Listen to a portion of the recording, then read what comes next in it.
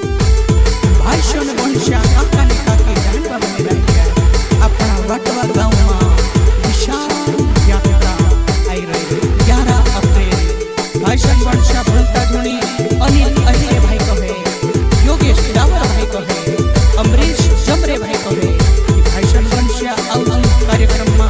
यात्रा में संगीत भेजो रविंद्र सेनानी भाई कहे खाजू नायक अमर भगवान छे अमर भकन लड़ाई लड़ना शिकानी छे हे अनिल भाई सोब के बुलावे रे यात्रा में आवो मारा भाई रे अनिल भाई सोब के बुलावे रे यात्रा में आवो मारा भाई रे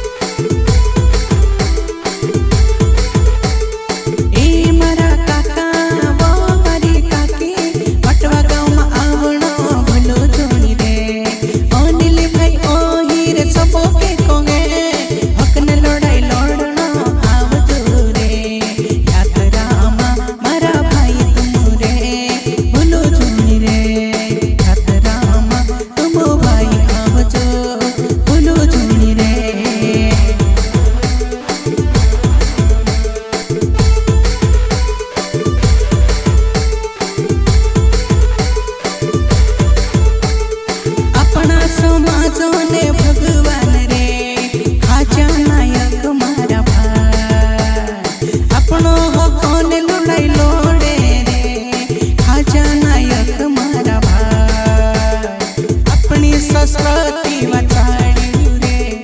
अपनों के सम्मान